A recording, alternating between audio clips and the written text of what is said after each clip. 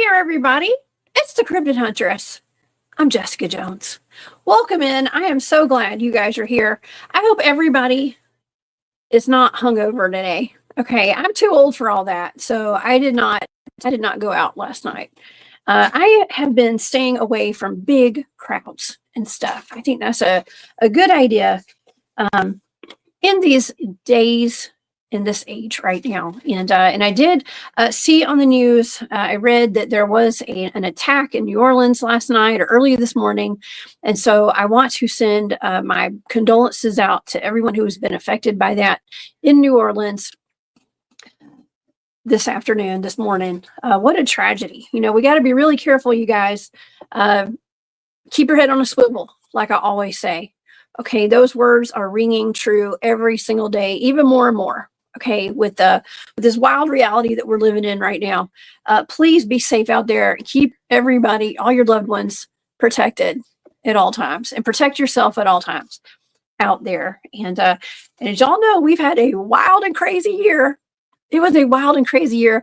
1 year ago today, the Miami Mall aliens showed up, and so we're gonna kick it off today. We're going to be talking about the Miami Mall aliens, giving an update. We're going to kind of go through the whole year and give a recap of everything that happened, all the remote viewing stuff that Barry and I did together, and just all the shows, all the guests that we've had. We're going to do a little recap today. And so y'all buckle up, buttercups. Okay. I do have Barry Littleton here in the studio today, and we do have a lot to talk about. I was actually writing down all the shows that I did, y'all. Look at all these shows. It's like 1, 2, 3 pages, like, of just wall-to-wall shows that we did from January 1st of 2024 up until the very end. I even put out a video last night, right before midnight, for my exclusive Hunt Club members on my channel. If you guys want to become a member of the Hunt Club, y'all are welcome to do it. I'd love to have you. And I put out a special New Year's Eve message for all those cats over there. And so, yeah, thank y'all so much for all the support y'all have given me over this entire year, all the years. It means the world to me. Okay. Well, if you guys would like to follow along with all my shows and go through my archives, please go to my website, thecryptidhuntress.com. You can find all my social media links there and everything. Just go visit thecryptidhuntress.com. And also, I do have a wonderful Patreon with wonderful members over there. Thank you all so much for all your support at Patreon as well. And all of my remote viewing targets, all that data is over there on that website. So please go become a member there. It's a great way to support the channel. And also another way to support is my shop, War Woman Goods. It's on Etsy. And so thank you guys so much for all your support there as well. It's been a good year, y'all. Y'all have really shown a lot of support for me, and I really do appreciate it from the bottom of my heart. Okay, also, I'm going to be at I guess there's a couple of events in the next 2 weeks. And yes, we're supposed to be getting snow next week here in Georgia. I hope we can survive all this snow. We get one snowflake in Georgia. The bread and the milk sell out in all the grocery stores. So everybody, please go get your supplies now. Get them now. Get your toilet paper. Okay. Definitely get your toilet paper. Don't panic buy. Okay, please don't. Get your water. Get your toilet paper, especially if you're here in the South. But also come see me in Blue Ridge, Georgia, in Fannin County. I think it's Fannin County Family Connections is the building that we're going to be in next. I guess it's the January 11th on a Saturday. There's a UFO conference. Matthew Delph will be there, myself, Dr. John Stamey, a bunch of other people. And that's up in Blue Ridge, Georgia. So y'all come see me there. And then on the 18th, I will be at the East Alabama Bigfoot Town Hall. So please come see me at it down there in Opelika, Alabama. All right. Well, let's just get on to our show today. I see a bunch of y'all in the chat. What's up, everybody? Happy New Year. Happy New Year, y'all. Okay, well, y'all know one of my trusted sidekicks is Barry Littleton. Barry is a amazing researcher, a good friend of mine. Oops, my pins are flying. good friend. And if you guys are not already subscribed to his channel on YouTube, please go subscribe to Barry Littleton on YouTube and Patreon, and help me welcome to the show Barry Littleton. Hey, Barry. Hey, what's up, Justin? What's happening? Greetings. Happy New Year. Happy New Year. Happy New Year to everybody in chat too. Yeah. It's always an interesting time of the year for me because today would have been my mother's 89th birthday. And yesterday was my father's 92nd birthday. So I know all about Capricorns, man. Oh, man. Happy heavenly birthday to your mama, and happy birthday to your dad. And my dad is also a Capricorn. FYI, Yeah, you and I are both Geminis, and my dad's a Capricorn. Yeah. Thanks for revealing that, by the way. No one knew what my sign was until I came on this show. I never revealed my zodiacal sign, but yeah, definitely. You just always remember we have certain stars in entertainment that are Geminis too, like Chucky. Chucky. Afraid of your head, then the other side. Oh man. Well, there's some we have two sides, they say, and that's very true. I'm a sweet little Southern lady, but don't mess with me, okay? Because you'll see the other side of that Gemini come out, okay? You're kind of like Pollyanna with a gun, right? Yes. I can be country and I can also be a little hood. So watch out, y'all. You're gonna get in trouble messing with Jessica. Okay. And Barry too. Y'all see us over here. Y'all know how we are. But we do have a good time. I think that's something that 2024, hopefully 2025 is bringing a new cycle. I personally get a little tired of the know-it-alls and the constant cluster attacks, but the know-it-alls that really don't know. I don't know very much, so the odds are those people trying to educate me might know less than me, and that means basically we both know nothing. So you got to be very, very careful. You know what I mean? It's kind of like I see some people that are like quote unquote SSP contactees arguing with each other. And it seems like a bunch of people that can't prove anything arguing about not being able to prove anything. So I like coming over here and not not having to see or deal with any of that. And I bet money that you're kind of like me when you actually looked at the shows, when you either saw the grouped ones or try to just kind of summarize them. There's a lot more there that you and I have done than you thought, wasn't there?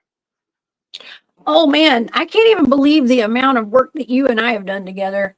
I'm blown away by the amount of shows that we've done and I've done. I can't even believe this. I've had some fantastic co-hosts and guests on my shows. It's just been like top tier, top notch all year. It just keeps getting better too. Like the shows have just kept getting better progressively every single week, Yeah. And but you have given me some fantastic targets this year, and I actually I put a little star by a bunch of them because I did want to kind of highlight those today because I think that it's so important, and it's just connecting so many dots, Barry. I think that's something that you and I have done very well this year is connecting dots. Wouldn't you say? Yeah. Oh yeah. I've had two people comment on. I've been getting some emails, and it's people that aren't in the chat. So it's much respect to everybody in the chat. These are people that are just watching that don't do the chat though. And they're really giving a lot of props saying how much that you actually have a database here on all the stuff that you've done, remote viewing wise, targeted wise. You don't really get credit for it, but you've got a big database here that goes, beyond the ones you've done with just me. So, and that's a bunch. So I think that's really cool, And then my brother was over yesterday and he said that he mentioned that too when he got done laughing at. So I got a couple of fans you have in chat that are going to marry you, and he got a big kick out of that, man. I'm not looking for any kind of marriage proposals right now. So thank you. I appreciate the offer, whoever that is in there that does that. Yeah. No, I tried. Listen, I have to maintain my composure during the shows. Okay, so I just have not acknowledged that. So, oh Oh man, I don't know if people understand how hard it is sometimes not to react to some of the comments. Okay. It's really, it can be difficult. And so, and there is an art to what we do. Okay. And an art to what I'm doing over here. It's taken me a long time to get into the flow of it. Okay. And anyone who does any kind of shows and podcasts, and if you're on StreamYard, that's the mode that I use to get my shows out and stuff. If you're on here doing this, it is a balancing act. Definitely a balancing act. So yeah, and it's fun. It's fun. Once you get the hang of it, it's fun. Yeah, So that's the whole thing, when it stays fun, because when you actually enjoy something, that's when you can really excel at it, there's many obstacles in these fields, especially community wise, that are obstacles to being happy about what you're doing and having fun. There's a lot of that, a lot of hateful people, nasty people, and yes, it gets sticky, but it's good to put out the information and take it home. Yeah, it is. It is. And that's one thing that I hope that people really like to come and hang out in the chats. We have the best chat on the internet, 100%. You got a good one over on your channel too. I know. I'm usually in there. We have the best chats and the best moderators. We got great moderators over here. We have wonderful people who come and visit, and everybody puts in their knowledge and their opinions and stuff, and it just really makes every show even better, having everybody in here. So I want to thank all the audience today for being here for the past year with me, or actually a couple of years. It's been a while, but for 2024, I want to thank you guys. Y'all went far and beyond in the chats, and all my moderators. You guys deserve medals. You really do. Y'all are good at getting those trolls too, man. I appreciate y'all. Okay. Oh, those trolls that come around. Oh, I know. It's just like, remember, what was that story? The three Billy goats, where the goat actually, that troll, what did it do? It showed up, but it went under the bridge, and it just stayed hidden down there. All kinds of people passed by until finally those lone goats came and he jumped out. That's kind of what those trolls do. They come in with the chat people. They come in with the group, and then they wait a while, and then finally they wait until the final trigger hits them, and they attack. By the way, that last comment you had up there from Candy Apple, I can appreciate that. Last night I was watching that marathon. I don't sleep good. I was watching that marathon myself, and I saw one of the episodes, one of my favorites I've not seen in a very long time, and it's called The Bewitching Pool. I wonder if she watched that one. That's a really good. It's where the kids jump in the pool and they go to this other place to escape their abusive parents. It's kind of interesting. Wow. Hey, Candy. Candy's down in Florida, and Candy is also one of my moderators.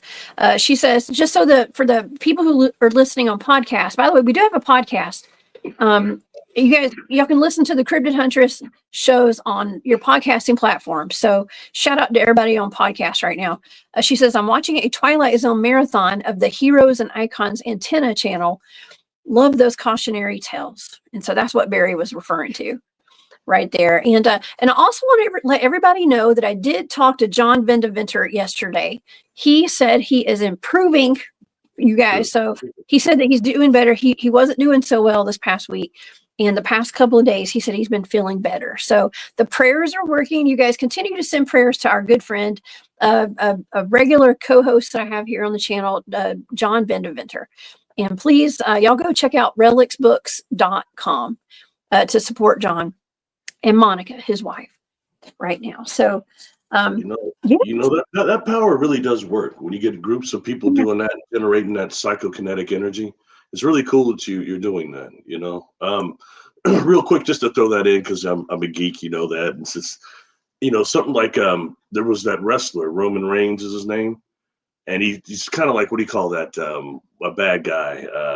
But anyway, when he come out, people always boo. But he comes out one time and he says he's got this belt, and he says, "I'm coming out to tell you that my real name is such and such, and I can't do this anymore because I have leukemia and it's come back really bad." And he put the belt down and he quit. It was really, you heard a pin drop in that place. All those people, And he said, so I just can't do it anymore. But I think a lot of people started praying for him, generating that deal. He comes back 6 months later in complete remission. And when you hear him speaking, he thinks of people praying for him, putting that time in there, not just in that arena, but all worldwide that's being shown. He thinks it helped heal him. You know, so it's pretty interesting, you know, when you start looking at stuff like that, how we can help each other. That is why how strong we really.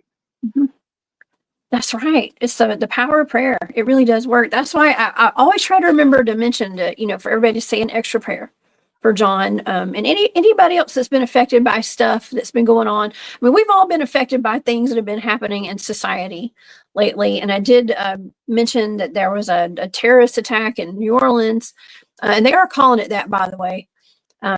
And that's why it's so sad. So sad that anybody would go out of their way to go hurt people intentionally like that, especially just a bunch of people out celebrating a new year. And so I hate to say it, but, you know, I end the show, every show, I always end it on, you know, keep your head on a swivel, stay safe out there, watch your back, because we have to at this point. We're living in kind of a crazy world right now. People are losing their minds over all the stuff that's been presented to listen, we've been bombarded with a lot of crazy stuff this year. And it started off January the 1st of 2024. There was an incident in Miami, and people were reporting that a portal had opened in Miami and these aliens had come through it. Barry, do you remember that? Oh yeah.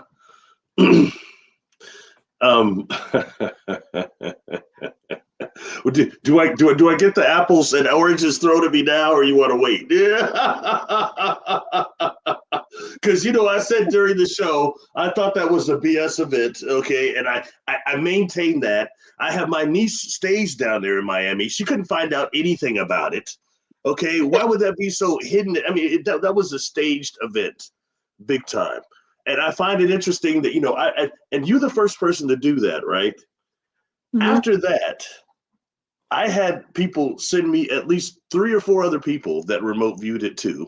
Okay. After you had done it, all getting different information. None of it that correlates with what you're saying. Very few anyway. When anyone say that it was some BS and some holograms like you did, I found that, you see, that's where we have to start using discernment. I mean, just discernment. If I wasn't even had psychic, I could just tell you that's BS, that thing we were seeing, you know? But what it is to make this whole fake alien invasion, this holographic technology they're using, and what they're testing that stuff out on us and using crisis actors to do it. Yes. You know that. And yes. Anyway, sorry, I don't want to go too much in it because I'm not trying to put anybody's work down, but I'm just getting so leery with discernment with the stuff I see, because this is the era where the reason why so many people flock to the area of ufology and New Age is because it's unregulated. Okay, and you can just basically say anything as fantastical, allegorical as you want it to be, and people, oh, whoa. You see, I mean, that's what's going on. You don't need verification. But what you picked up there was exactly what I was seeing when I tried to look at that. I was seeing fake without my abilities, and my abilities, that's what I'm seeing too. And your data back that up, you know? And I don't think it's going to be the last one either. I think there's been one since then. Yeah, there's going to continue to be more. I mean, I just foresee a lot more of this stuff happening because it kind of progressed throughout the year, right?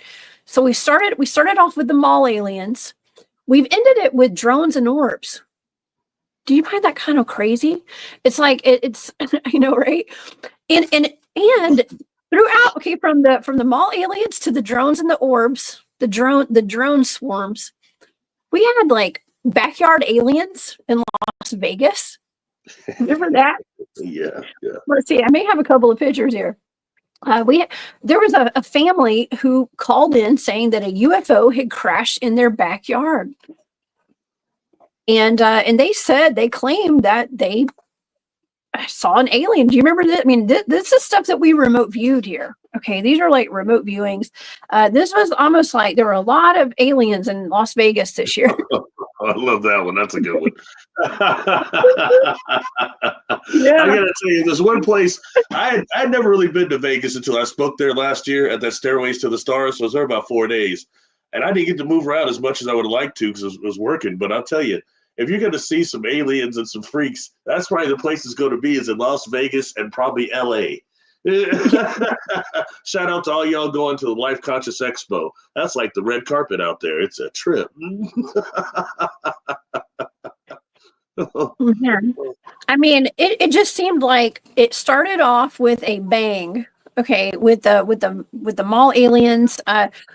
I was seeing something that didn't seem to be really real aliens there. I did not think that was real. It seemed it was holographic, a lot of holograms, a lot of holographic stuff going on. And it seemed as though that was kind of the theme for a lot of these targets that you gave me too, and the ones that we talked about that involved UFOs and craft and aliens this year. A lot of it's had to do with holograms, I think. So go figure, right? You know, I had a number of people, this is earlier on, not long after I had come forward. People got upset with me. I can't remember what group it was, but because I had said that I thought the Phoenix Lights was BS. I thought it was a serious holographic image system. And then I started getting, oh, such and such remote viewed it, and they said that there was this purple being on board. All this weird stuff started happening. But to me, that was an extreme attempt to really use some of that technology on a mass level to be seen by many people. You know, kind of like the solar sun simulator type thing, you know. Yes. Yeah. Well, you know what I find really interesting is that I was looking through the shows that we did, or I did this past year, and the very first show of the year, it was about dragons. Okay, which was interesting because I ended up encountering an actual petrified dragon potentially in Alabama during a Dogman hunt that I went on. And so I find that dragons became a theme of this year.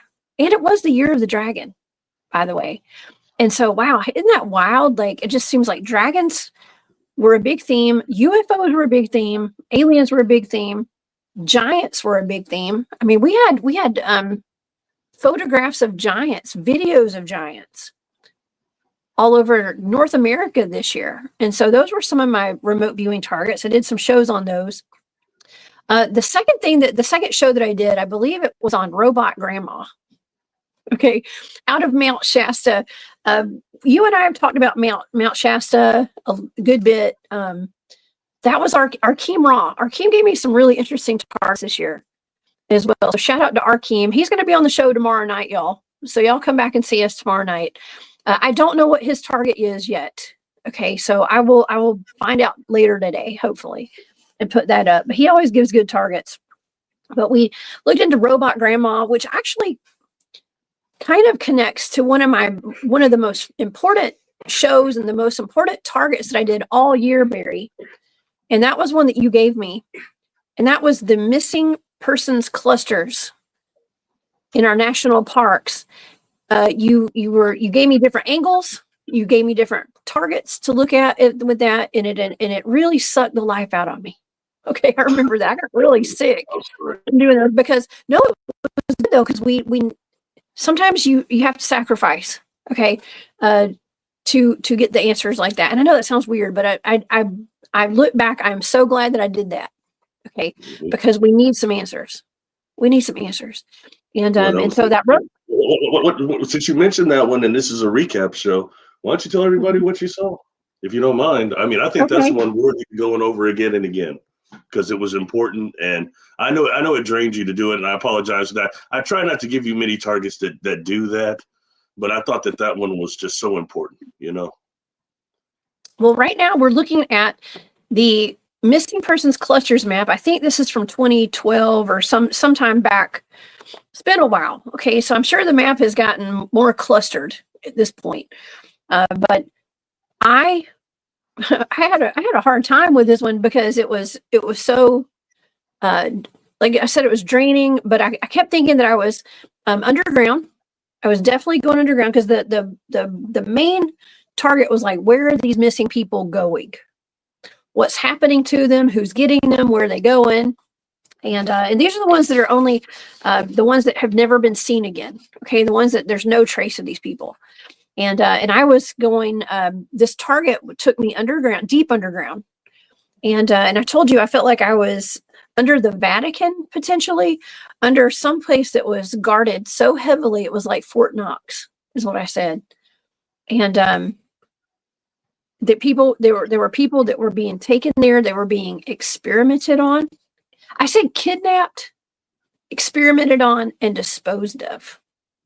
Okay, and that was huge. Okay, considering what the target is. You know, it's worth mentioning too that entwined with that, separate was, I gave you the target also, which was specifically the water deaths, and those are the ones that interested me so much because later on when they started doing chemical analysis, autopsy on some of those bodies, they were finding that they had like 25 to 30 times the amount of GHB that you could get, the date rape drug you could get at a club, like 25 times the amount. So you take that and then they get put in the water, which is most likely just dropped in there. They can't swim, so they drown. You know what I mean? So they're most likely alive and conscious prior to being delivered into the water. But when dealing with that, you started getting, because you don't know what you're looking at, you started getting these underneath, what was it, subterranean submarine passages. Oh my God, that's right. I did. I was picking up on like submarine. Somebody sent me an actual, oh, that's so wild that you brought that up, because a friend of mine sent me a post that someone had posted on, I guess they posted it on Instagram, and it would look like the entrance to some kind of underground base. Well, he just let me know that's actually the entrance to a submarine base. A landlocked submarine base is what that was. When I say landlocked, I mean like it was not near an ocean. Why? How are there submarine bases in the middle of the country? Why? Right? Yeah. Yeah, that stunned me too. That's what I was thinking when I first saw the data.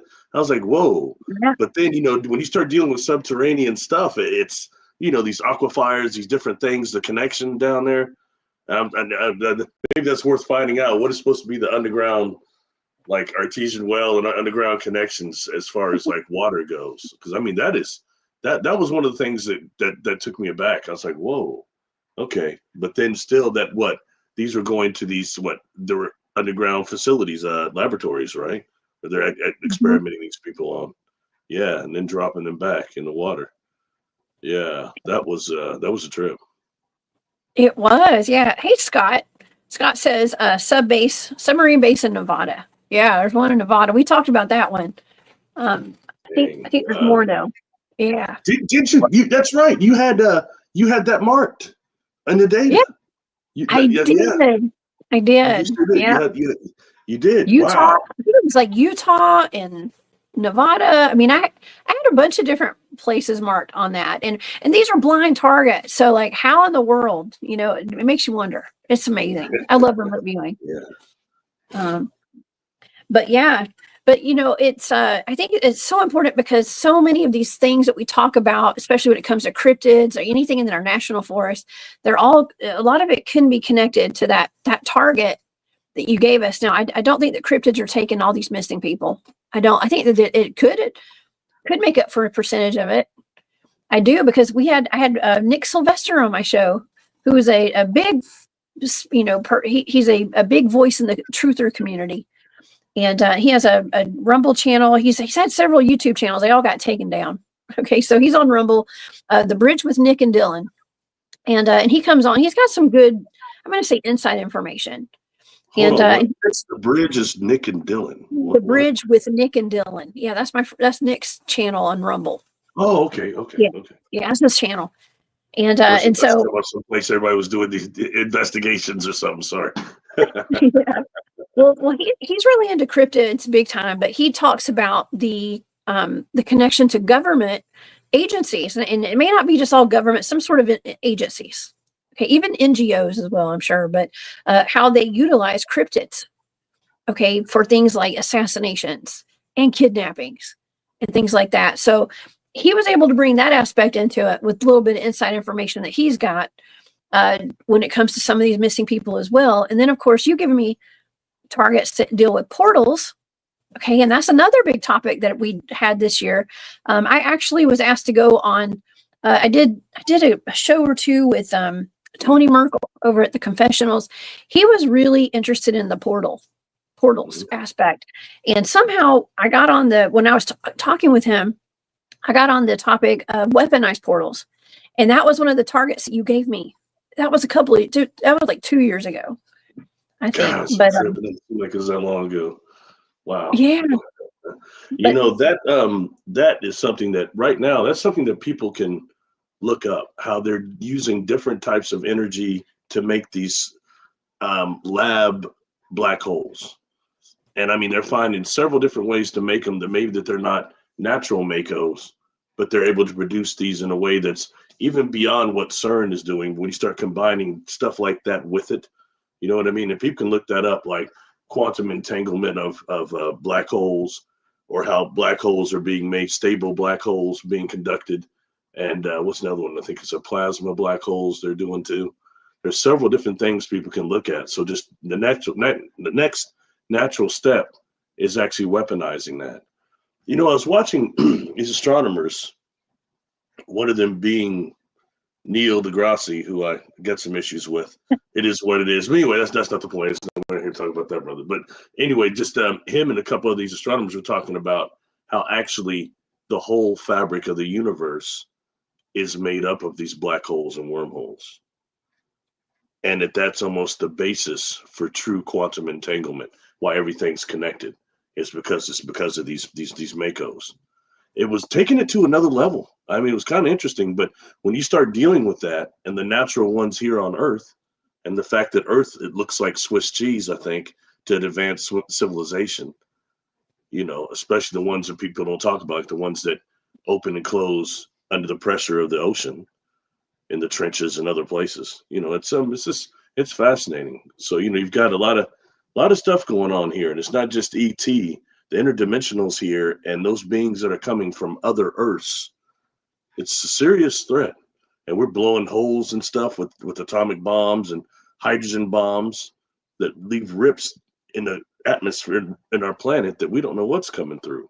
How do they stop those things from coming through once they detonate one of those? Or are they bringing things through? Satanic. ooh, gosh, I hate to bring this up, but I didn't have to. Brian did. Okay. Thank you, Brian C. He says the Pope likes portals. Have you heard about that, Mary? The Pope went in and apparently opened 5 portals to I don't know where. I heard he had a Opened wand. the Last time we brought this up, I started cracking on it, and somebody said he did have a wand. Did he? Did he have a wand who's using? He had a staff. He had like a wizard staff. I don't. He had something. He was knocking on the door. A scepter. I don't know what you call those things. Yes, a scepter, I guess.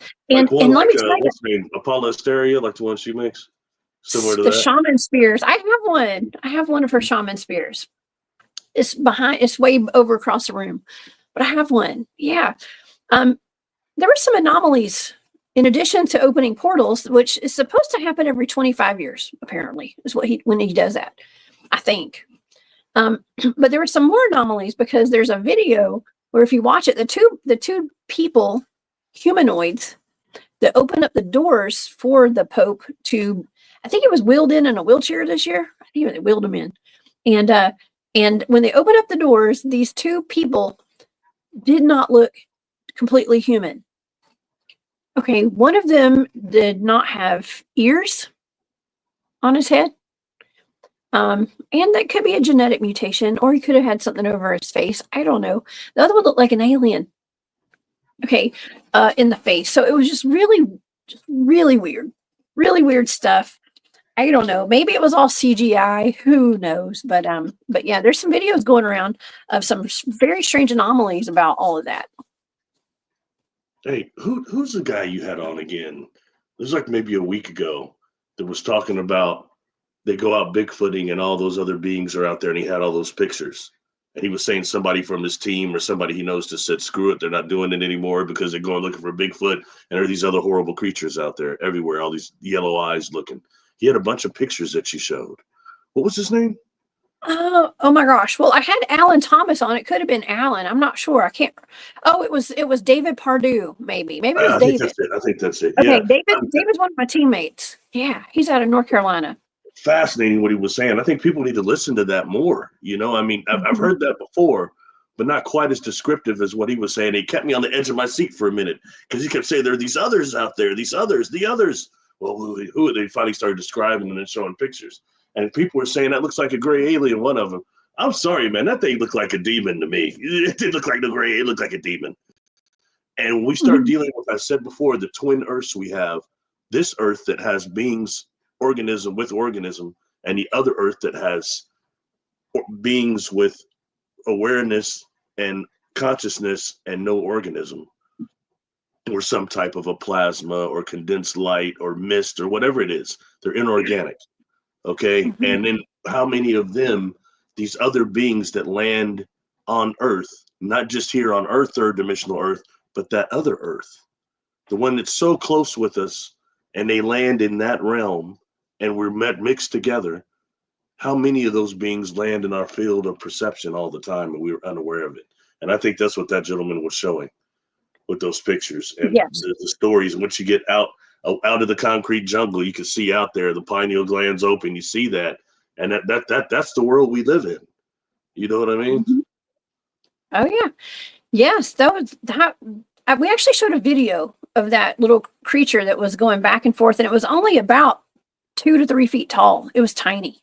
Okay, it was little, and there's actually, when you go into that video a little further, we haven't shown this part yet, but there's actually a group of them, and they're walking in a single file line.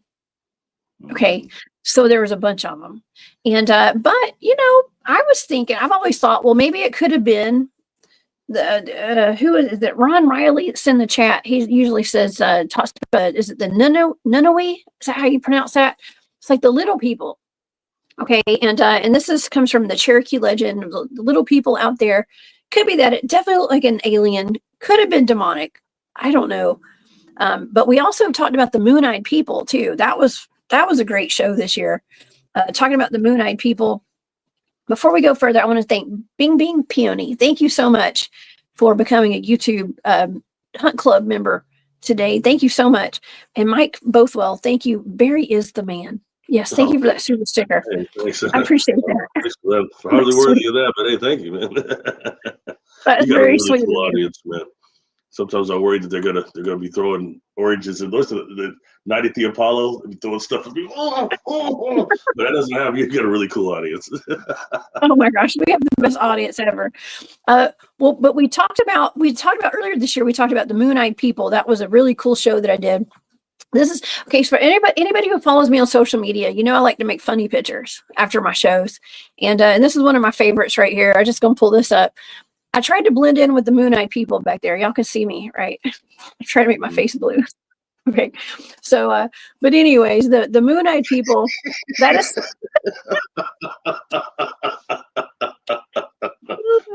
I know. Do you see me? Okay, I'll show it one more time. I just like you know what that reminds me of The Walking Dead. If they put like the slime on them, walk with the dead, and they don't get detected. You know, yeah. something about the moon people. It's weird how that legend kind of gets like you hear different versions of it. You have the moon people, you have the melon head people, and the melon head kids, and those stories that kind of get entwined a little bit. But concerning the little people, I always find that interesting, and I always have had an interest in that, based on somebody that used to work for me back in the early 2000s. He's one of my third shift team leaders, and his name was Travis, and he was a I want to say a Comanche. Chickasaw. Sorry. I didn't want to disrespect. So he was a Chickasaw, and his grandfather had some area. I want to say it was like in the Wichita Mountains, somewhere around in there in Oklahoma. And he talked about seeing a Sasquatch on there that had purple hair on the part of the land they're not supposed to go to. And what do? They go over there and start partying, and then he was a Sasquatch. And then he said also when he was younger, he saw the little people. and that he got in big trouble for talking to him. And at this point, this is probably like 2000, 2001. I'd not heard that before. And, and so I asked him, I said, what do they look like? He goes, runs, closes my door, and he comes over and he says, he said, Barry, they look like Native Americans, but they were little. He said they were smaller than knee high to us now. And he said, but they had on old Native American garb. And he looks at me, he said, and I'll tell you what's really odd is they both had on war paint. I said, war paint, really? He said, yes. They had on war paint, and they looked like ancient Indians. He said, I got in so much trouble for talking to him. I said, why? He said, well, because they steal children. They're known to do that. I'm sure you've had on your show a couple people talking about that. That's the first time I had heard that.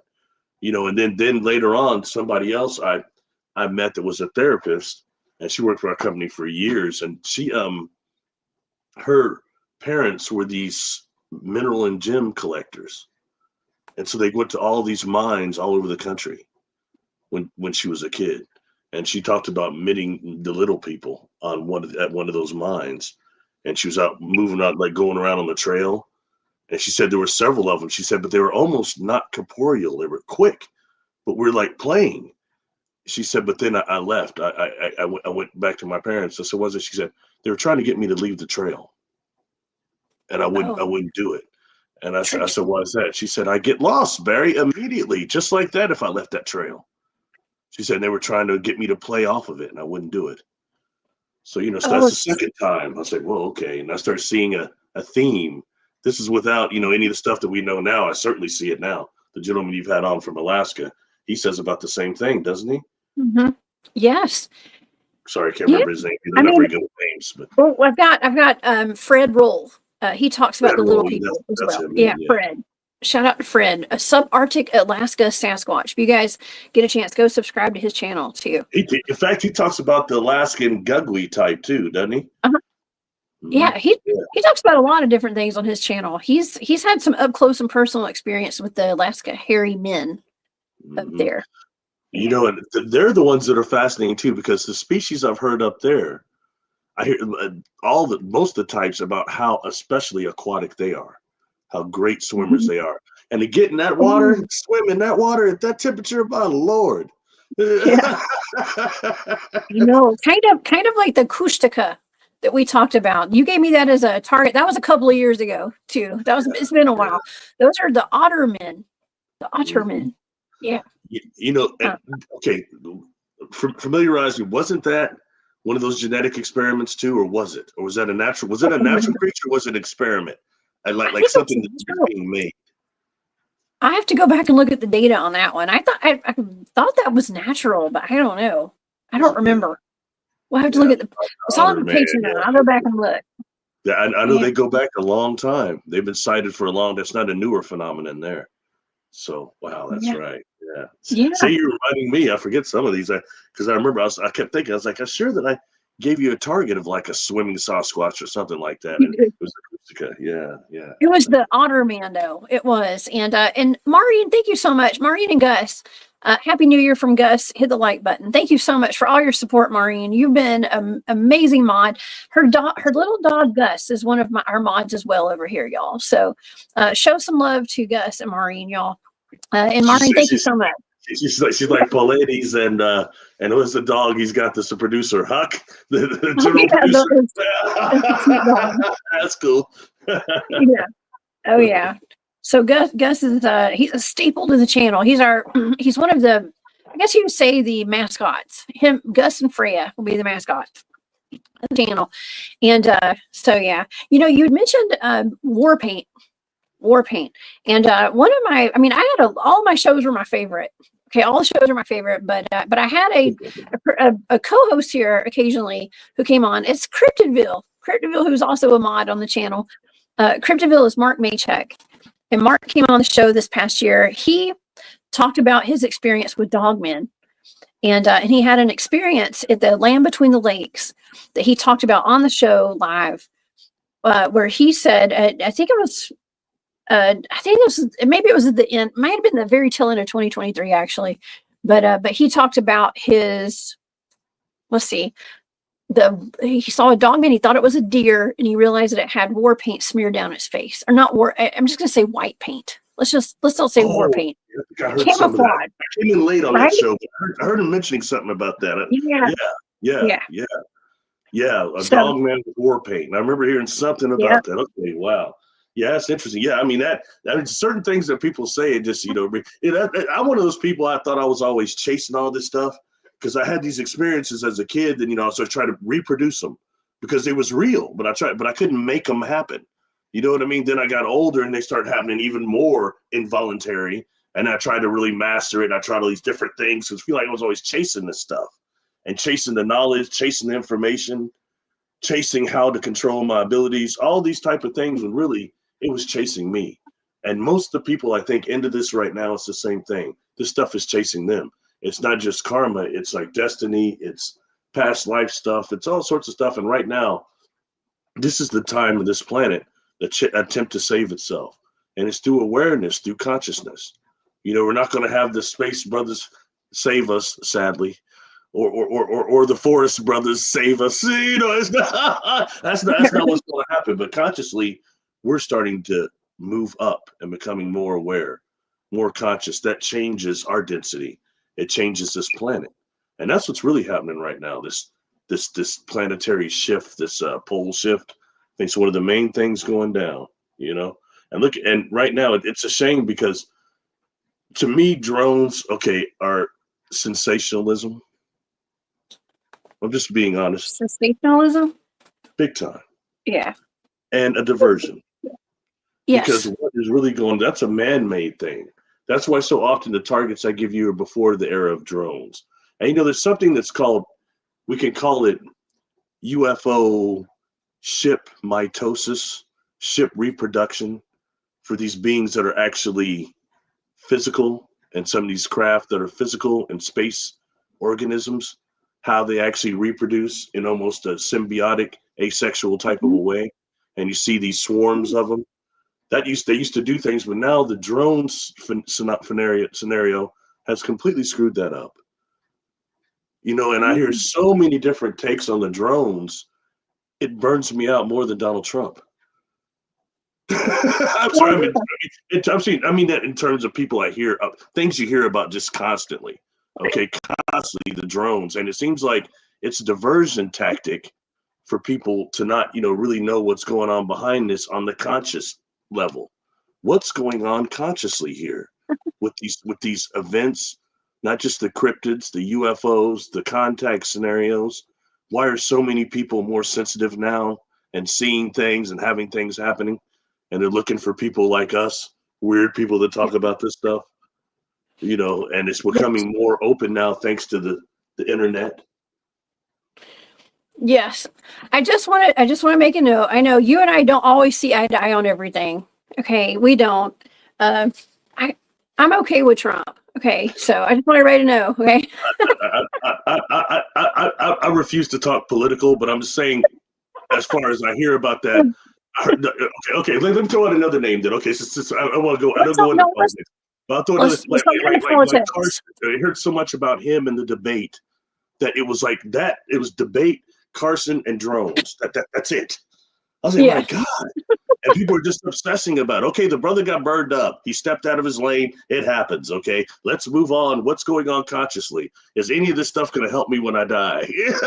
Yes, exactly. Well, and that's what you and I are trying to do. We're trying to, kind of put what we know to the, I don't want to say to the test, but like put it out there to try to help humanity along. Okay, like that's what we're doing. I'm learning every single day, every single show that we do.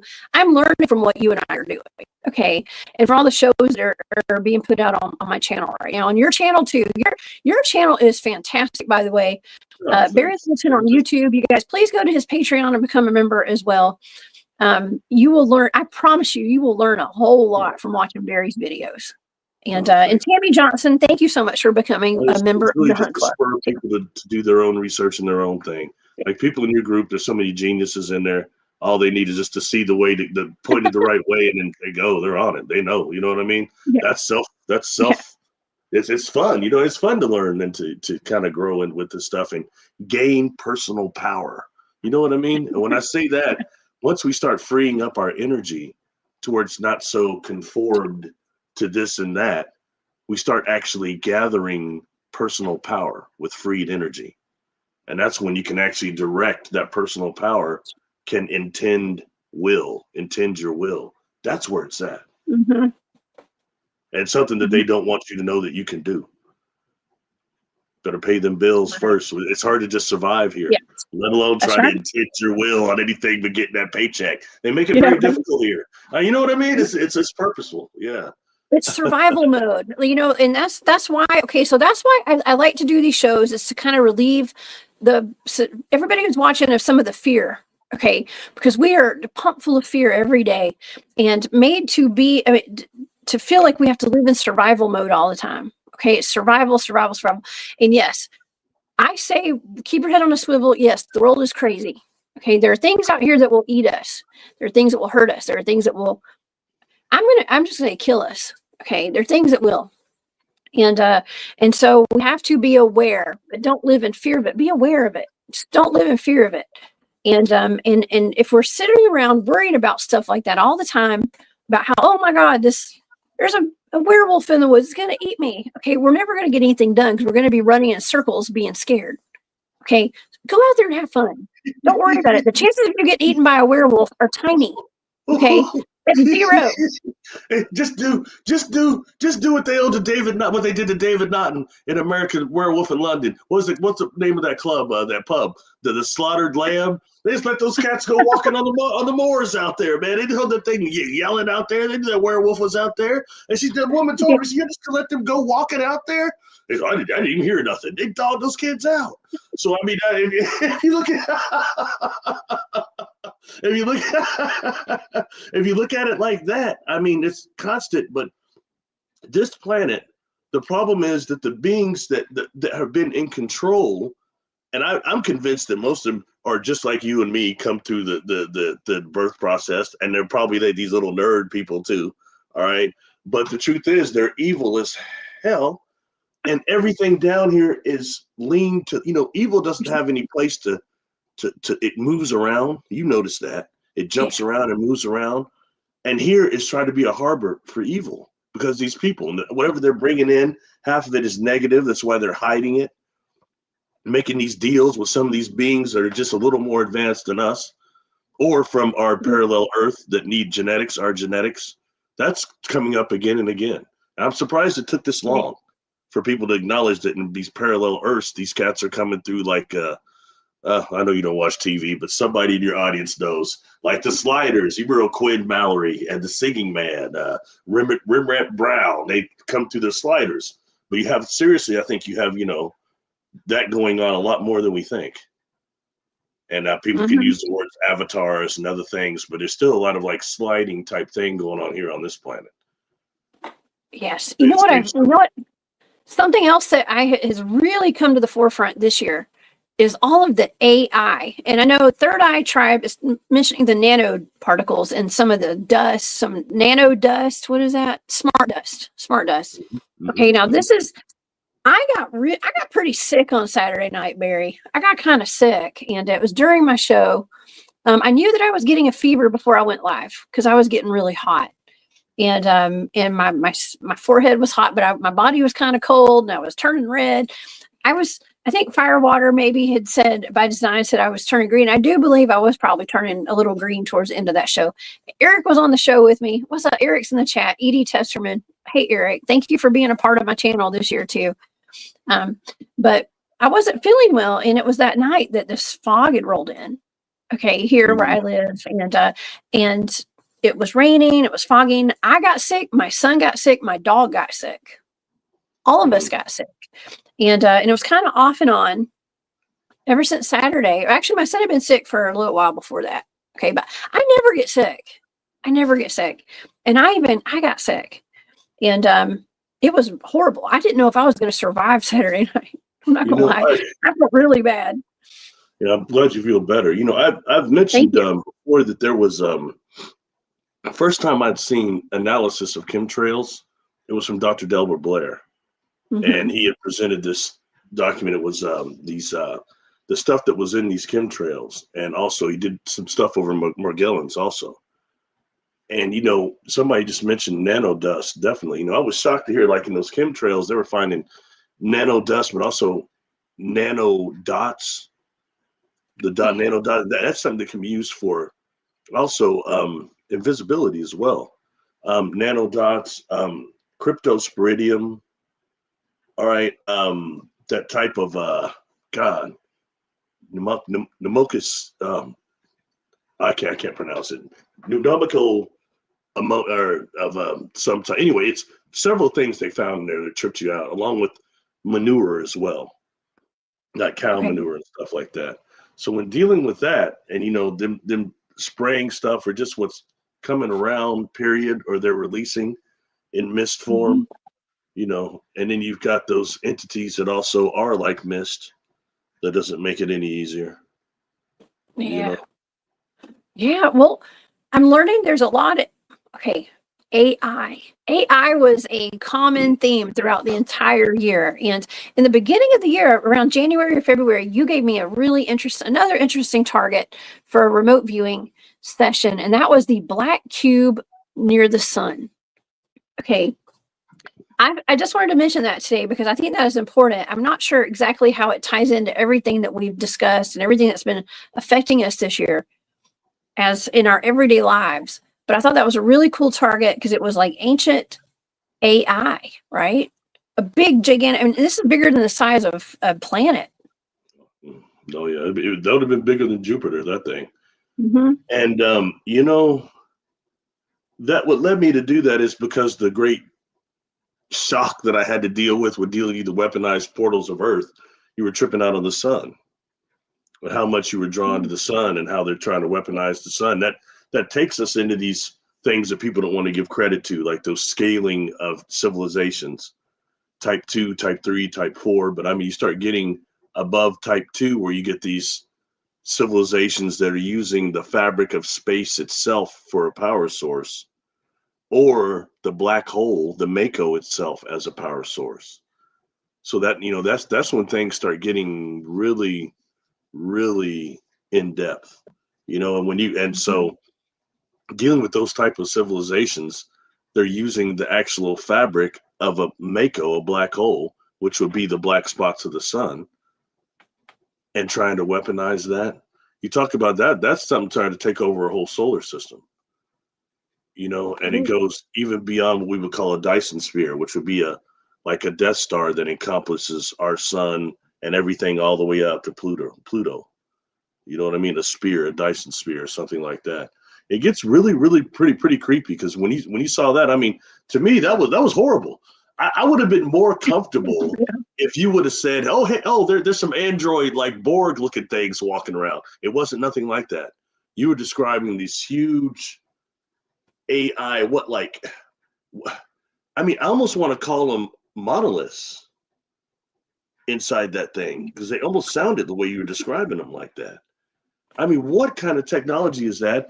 And what civilization in hell made it? Something made that. Yeah. I talk so much about the prime source, the prime beings that are doing all this.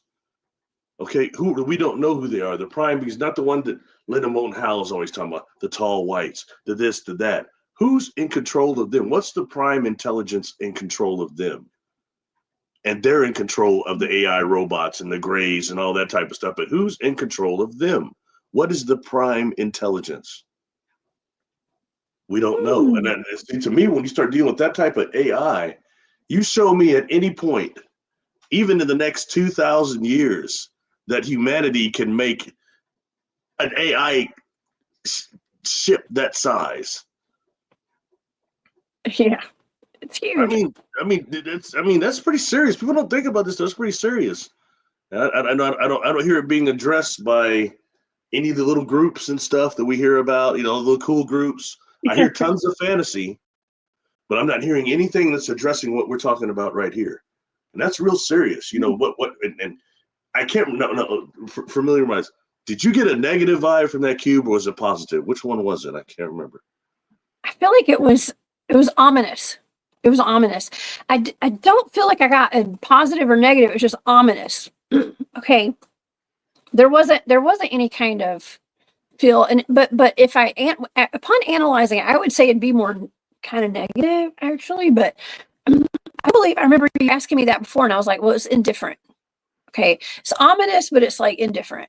That's what I recall from that target. One of the other target I gave you that was the spear. And there's been a couple of them, but there's a spear too. And you looked at that one. I can't remember what you said about that one. I was more interested in knowing because some of those spears have been seen deflecting Earthbound solar flares or solar promises. So I can't remember what you thought. If you thought that one was positive, I thought maybe. I could be wrong, but I sit up and blown away sometimes. Speaking of AI and UFOs, you also gave me that was it you that gave me that? We did a show on the Jellyfish UFO, right? Didn't we do a show on that? It seems like I think this was this past year too. The Jellyfish UFO. That was kind of a big deal. Right? And those have been seen quite a bit around the world since then. Including some of these drones and orbs that we've been seeing over North America. Was that affiliated with some sort of organization or something? Some sort of a militant organization? It was a military base. Military base, yeah.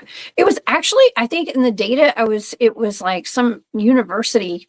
It was almost like a university experiment or something. It's like some kind of mechanical program in a university or something, from what I can recall. I have to go back and look at the data on that one. I don't remember. But we did that. It's all on my Patreon if you guys want to go back and see all these. And they're in the archives on my YouTube channel as well. And hey, Heidi, Happy New Year. It's good to see you in here. Yeah. I mean, we covered so many things. You gave me the remote viewing target of Atlantis. I actually was given a blind target as well of Mu, the lost continent of Mu, by some friends with Bryce and Hillis over on Esoteric Atlanta this year. So you guys need to go back and watch those as well. You did mention the monoliths. We actually did the target of metal monoliths all over the world that were popping up. I think we decoded that as being man-made. That's been proven scientifically too. Yeah, those rivets and things in them.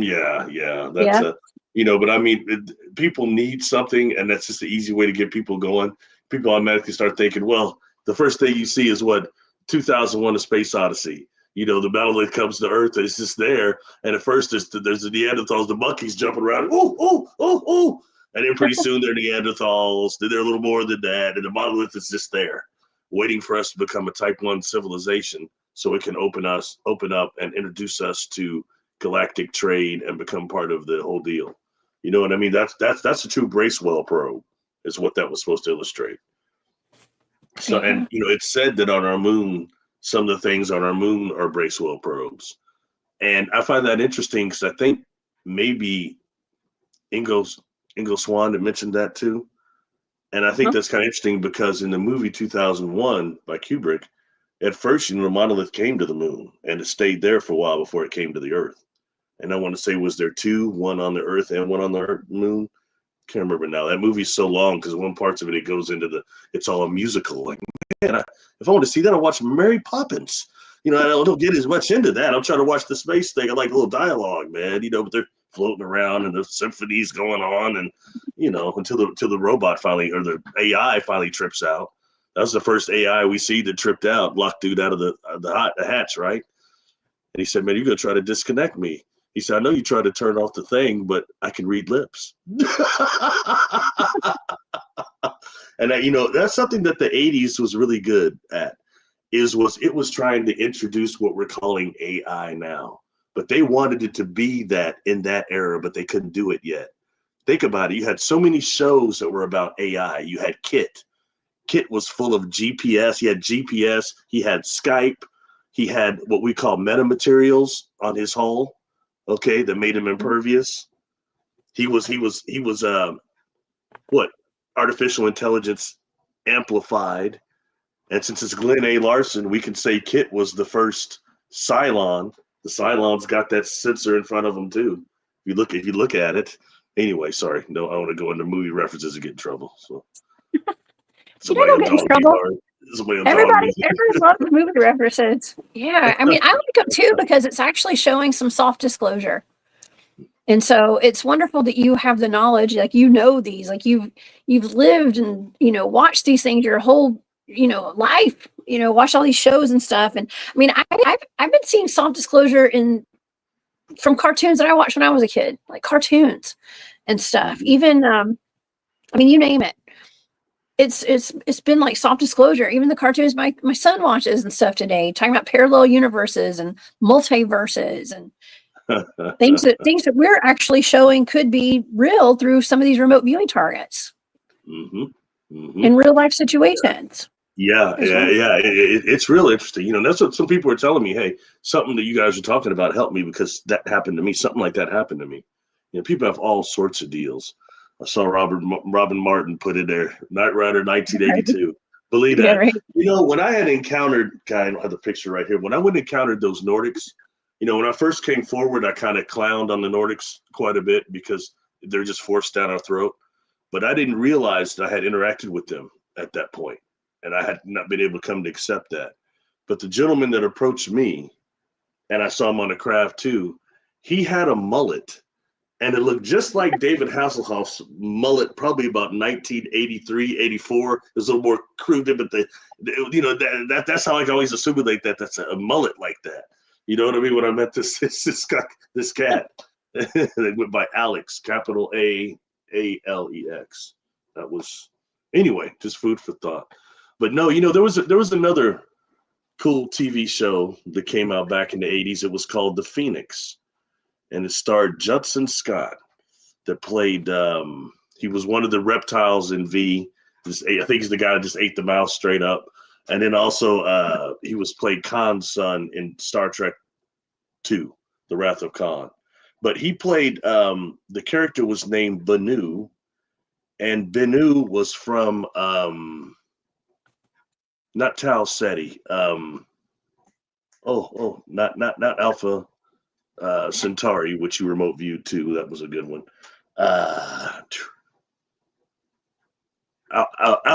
Aldebaran. I think it was from Aldebaran. But he came back to get his mate, who had been here since they were both here in Egyptian times, and she was in like a cryogenic suspension. But he had this medallion, that had a phoenix on it, and he would take it and charge it with the sun, and it gave him the ability. He had like this yellow glow. He could do all sorts of different paranormal stuff with this. And he described it one day. He said, "This is an amplifier, is what it is." And at one point, he's like at this farm and trying to have to make a living for a little bit. And he tells the people, he's looking at going, where I come from, we have different ways of using the sunlight and using light. You should put a blue over these chicken here. It'll make their eggs harder. Put this color over here, change the lighting. And it made their farm just like blow up production wise. So it's just interesting little stuff like that comes up and is really soft disclosure. Most people probably say The Phoenix. What the hell is he talking about? It only ran one season, probably like 6-7 episodes, but you can find it on YouTube. Type it in. The Phoenix and Judson Scott. All 4 of them will probably come up. Maybe there's 7 of them, but they'll come up.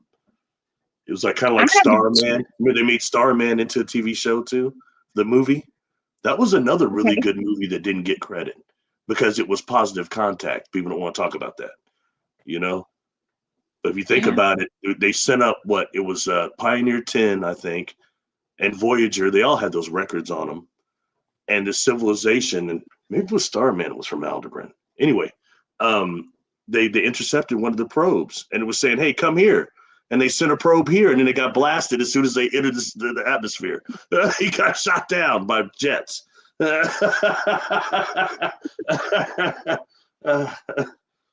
Well, we actually had some cases of drones, or I guess they called them weather balloons. I don't know if that was last year. Was that last year when we had the flying? It was like UFOs that were being shot down by fighter jets over the United States. I think that might have been the year before last.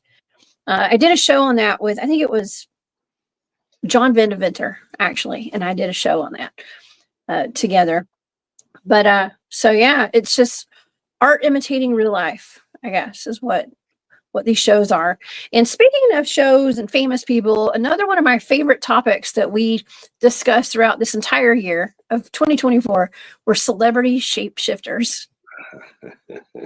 Recycled celebrities, celebrity shapeshifters, and artificial humans. And I think that was a really interesting topic. There was one point where I got in touch with a guy. I think his name was like, I want to say like Haystack or Haybell or something on TikTok. I can't remember, but he had actually seen himself. I asked him to come on the show, but he said he would, but I needed to give him a donation, he said. So I just said, nah, never mind. Oh, but anyways, he was the guy that had this supposed AI face in the game. That was a setup deal. That was a huge setup deal. All of them people was trying to get paid. Yeah. And that's what I mean. The muddy water. You know what I mean? Yeah. The muddy water, you know what I mean? And we're going to that thing it's going to Brent Spider data. You know, they just couldn't do that right. The way he looked was ridiculous. But I mean, but they're trying to that pale paint. But I mean, but they're trying to kind of get us to that now. And, you know, for me, it takes me back to when I think about AI and stuff, it takes me back to, sorry, I gotta say that I was a Buck Rogers fan. A couple of years ago, I met that guy and the little robot before he died. I said, talk to this guy for like 15 minutes. It's pretty cool. But anyway, they had the robot Tweaky. He was AI, but on his chest he had another AI device called Dr. Theo, and Dr. Theo was part of the World Council, which was about 10 little things that look like him on a panel. They're set on a little panel like they sit at a desk or something. And it was supposed to be Earth in the future, or war games. They had the Whopper. Even you got to remember the Whopper, Jones. Remember? You remember Matthew Broderick? War Games? No. You didn't watch War Games? I don't think so. I don't remember that. Okay, I'm shocked. Okay, I don't make any sense, but point being, he was messing with one of the AI deals that was trying to run NATO, and it called itself Joshua online, but it was actually this thing called the Whopper, and it looked like what I figured a quantum computer would look like, but they don't. But just food for thought, you know. It's really interesting to me. Yeah, I know. You'd be shocked at how many movies I have not seen. Okay, and I could probably count all the movies I have seen on two hands, probably. I'm just kidding. Who Matthew Broderick is? I know who he is. He's an actor. I know that, but yeah. How about Ferris Bueller? You see that Cordy movie? Yes, of course. God, you see the corny one. Would you not seen War Games? Man, thumbs down, Jones. I know. I just have not seen a lot of movies, I guess. I will say but see, that's why you're here. That TV show, Jessica Jones, I've only seen some clips of it. It looks pretty good, actually. Or I think that's what it's called, Jessica Jones. She's like a Marvel super soldier, I think, right? Or something like that. Something like that. Yeah, she's it's a Marvel series, and there is a character who they did name her after me. Thank you, Marvel. I appreciate y'all. You know. So, yeah. But yeah, we definitely got into the topics of celebrity shapeshifting and clones. A lot of cloning shows this year, and the Homunculus. That was one of the shows that did get taken down off Facebook for some reason. My show was taken down, so it made me wonder. Okay, with no explanation, by the way. Facebook did remove that, and it was about the Homunculus. And I think it was like the orphan trains and the orphan trains and the incubator babies and things like that. So that's something else we covered in 2024. That's right. There's somebody I'm watching here. I want to address this comment because it's really good. But you know, when it comes to the Homunculus, I found that interesting because the first time I ever heard that, it was pronounced different. The English say homunculus, and it was on a show with Doctor Who. Tom Baker, me and Dennis Carroll's favorite doctor, but it was an episode called The Talons of Wang Chiang. And on there, they had this little, played by Deep Roy, the contemplation, but it was a little creature called Mr. Sin. And the doctor described it being from like the year was from the future. It was Homunculus, Peking Homunculus is what he called it. And he said it had the brain of a pig, a certain circuit that made it work. And it was quite interesting. That's the first time I ever had heard that term used. And then you brought it up. Okay, at 1:15, I never say this right. Urso supervisor. Ursa, It right here. says, yes, that comment. Yes. Okay. As far as I guess he's implying like the quantum cube, as far as the cubes on board the craft and the cube that Jessica saw on the sun, not the same thing. And not, you know, the one that I've dealt with, those cubes are used to hold life energy actually. And in that way, that's why they call them inertial dampeners. So, because actually some of that polarized light was being stored inside the cubes themselves. But that thing around the sun, I mean, it just takes it to all another level with, is that AI consciousness? Is that why they needed a cube too? That a Borg type of thing? Concerning the quantum computers, real quick, okay? Now I had this individual that'll email me sometimes, and they you know, these people, they get real nervous and they like disappear. But they had worked for these Fortune 5 companies installing defense systems and AI. And they asked me, they said, man, I really like the work you're doing. And Barry, have you seen a quantum computer? This has been a couple of years ago. I wanted doing a video over it. And I thought I had, and I'm not trying to be funny, but I thought they might look something like the Whopper. But I hadn't actually seen one. So they sent me some. I worked with this one on this one, and they sent one that was, I think it was the IBM one. And just when I saw that thing, I started tripping out. Because to me, it's upside down. But if you turn it upside down, put glass around it, it looks like what's called the time rotor on Doctor Who's TARDIS that goes up and down in the middle. It looks a lot like it. Interesting.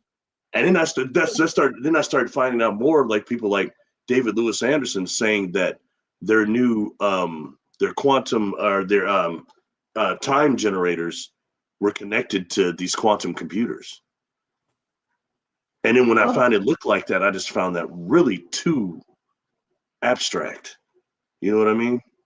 And there were actually patterns or patents for that time generator. He said that the third generation. I can't find them anymore, but I've got all that stuff on my, go to the time travel channel or my channel time travel playlist.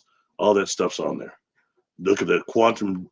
It's called time travel and quantum computers. So it just, you know, like I said, really food for thought, like I said, because I'm more into some of that stuff that we can maybe try to find some type of transparency for it in the industry. It's hard, but you can at least try, because that's the problem with time control technology, is that there's no transparency in it. And we're unaware of it until we get something like an MRI machine or something that comes in the house, you know, that we see as something to do. Mm-hmm. Yeah, the time travel stuff, the time control, that's something that was a common theme with you and I, with a lot of these targets, things we've talked about over the past couple of years at least. And so it's pretty fascinating. I think it's becoming more mainstream to, you know, talk about this stuff too. People are kind of understanding it more. I mean, one of my favorite movies or TV shows, I did watch TV a lot when I had time when I was a kid, Quantum Leap. That was a great show. Okay. And so I mean, I always enjoyed that show. So yes, I do know a little bit of TV and you stuff. know, it took me a long time to get into that one. For some reason, I couldn't dig Scott Bakula. Then he was on Star Trek. He was the captain on Enterprise. It took me a long time to watch it because it was him. But once I did, I started liking him. Actually, he's a pretty good actor. I think he's in NCIS now or something like that. But you know, there was a show before that was called Voyagers, and the cat had a watch, and they would jump kind of like that. And the guy that was on it was named Eric somebody, and he's the guy that killed himself on set. He grabbed one of the props and it had blanks in it, and he went like that, and he did like a Russian roulette, and it went off, and it blew his brain. Even though it was a blank, it still jacked him up. You know, it said that it said that he still hots the set that there's people still see him on that set. Very interesting. I think he gave his organs and he saved a bunch of people's lives. Yeah, Oh my yeah. I can't gosh. remember his name. Eric something. He did a TV show after that. It was called I Need a Hero. It was, I Need a Hero. He's playing this Yeah, I detective, and remember that. he's doing this. You actually remember that one? Oh wow. Okay, I didn't expect that. Yeah, yeah. I can't remember his name, but that show was called Voyagers, and it probably went for a season or several episodes, but it was pretty good. And they were like time travelers. It was similar to Quantum Leap in that way. So anyway, sorry. Wow. Man, well, speaking of hauntings too, we didn't really touch on a ton of paranormal stuff. I mean, like haunted stuff, except for cursed objects this year. And one of the so I think that was really the cursed objects and stuff were really a forte of Dr. Dennis Carroll. So shout out to Dennis for being a regular co-host on my show in 2024. I'm going to send all my best to Dennis. Hope you're feeling good, Dennis, and thank you so much for being a part of my channel this year. But he and I talked about a lot of demonic curse stuff, and you ended up giving me. It was surprising that you gave me a target that dealt with a cursed object this year, Barry, because usually you're giving me cryptid related stuff, UFO related stuff, off planet targets, and you gave me a cursed object for the first time ever this year out of the Catskill Mountains. And I did cover the Catskill Mountains quite a bit this year too. Shout out to Andrew or Charles Andrews and to Long Island Bigfoot Mike. Mike was a big part of the channel this year. They do research up in the Catskills, but you gave me that Catskill crone target, and that was really odd, really crazy. Cool target though this year. So thank you for that. Yeah, There was an entity connected to that. there was. Yeah, Was it a water being, or what was it? It was a water being. something.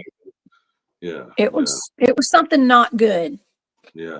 That there again is another prime example of people being able to conjure things and putting their intent of will into objects and making them cursed and energizing objects and things with negative forces. It's again, that's Dennis's forte, not mine. I kind of try to stay away from that. When we deal with the cycle that was here before, the warriors, the sorcerers, the shamans that were the cycle before this one, a lot of them were terrifying people. They were shrewd tricksters. And I'm glad to be part of this new cycle now, which is where we're at now. Okay, some of those old things going away, falling off.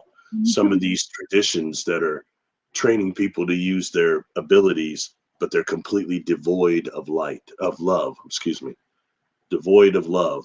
You know what I mean? That some of those techniques, and if I were to say something like people like Carlos Castaneda, look at what his teacher was doing to him. And he was telling him, hey, you're lucky I like you. That's not nearly as bad as what my teacher did to me. And, but it was just systems that were devoid of love. That's why. Oh, man.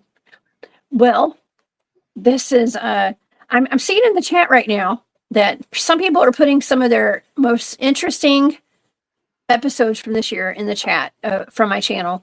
And Andrew says that Bigfoot being transported with a helicopter was interesting. So if you guys have your favorite episode of the channel, put it in the chat, and maybe we'll kind of bring those up before we end the show today. And that was a really interesting one. That was from a video out of, I think it was in South Georgia, and it looked like a Sasquatch being transported out, being held by its feet upside down by a helicopter. And I've heard, now I don't know for sure if that was a real Bigfoot on that one. It could have been some equipment, like some farming equipment or something somebody had said. But I have heard of Bigfoots being transported out by helicopter, and giants too. We talked about the giant of Kandahar a while back, and apparently they had a helicopter on standby with a net underneath it to go obtain that sample. Okay, and to fly it off. So this does happen. That was a great episode, though. So thank you, Andrew. Another interesting show that we did, Barry, this year was the Hand of Unknown Origin. Oh yeah. You gave me that target as well. This was one of my advertisements for it. It's bright pink. It wasn't really pink in real life. But looking at the actual picture might make somebody sick. It's kind of gross. That one turned out the data you got that was real, didn't you? What was it, like a Gugly hand or something like that? It was a hostile Bigfoot hand or something like that, wasn't it? I think it was a Bigfoot hand. Yeah, I think it was I think it belonged to a Bigfoot. Bigfoot was in my data from what I can recall. I remember something came up with hostility with it, like it being hostile or something like that. Oh, I think okay. You had talked about how you thought maybe it had gotten its hand caught in a trap, and it was in like a marijuana farm or something, right? Yeah. And I think the data lined up with that. It did. Oh, because I know the target looked like a hand reaching into leaves up high. It was reaching into some leaves. That was my stage 3 drawing. This is a blind target, y'all, and I've got like a hand reaching into some leaves. Reaching to get a bud, got snapped. Yeah. Oh, that's cool, man. Hey, that's it. Yeah. That's what it was, like somebody reaching up into some leaves. Bigfoot must have been like, ooh, that looks like some Colombian Afghan right there. Let me pow. I shouldn't be laughing at that, but I mean, that's what to be honest with you, that's a little more believable than I gave the alpha male a couple of stuff, and hey, I ran away. Yeah, I got them all eating stuff, and they choked out. I ran away then. You know, that's that story, man. It never did it for me. Anyway. Yeah, that was an interesting show though. So if you guys any of these shows you missed, go back. You know, I've got you can go to my archives, and I have playlists for all of the shows on my YouTube channel. And so y'all go and watch those, listen to them on podcast.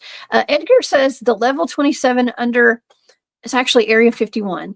And that was a great target. Tyler gave me that target from Journey to Truth podcast. And that was a fascinating target as well. I think that was this past year. And he, yeah, that was kind of dangerous going down there.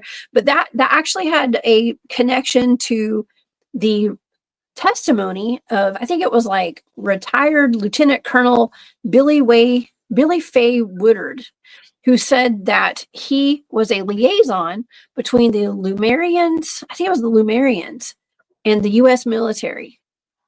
And this was like some kind of sworn testimony he had given. And Tyler wanted to see if that testimony was real, I guess, like if it lined up. And my data did seem to say, like, it showed that, yeah, whatever he said was real, where he was actually having meetings. There were giants in my data. Okay, underground tunneling, you know, fast trains, bullet trains and stuff. He said that he was actually going by bullet train from under Area 51 to under Mount Shasta.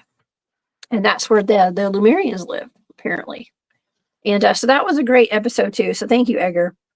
That was a good one. A really good one. I didn't see that on my list, so I might have been at the tail end of 2023, but I'm not sure.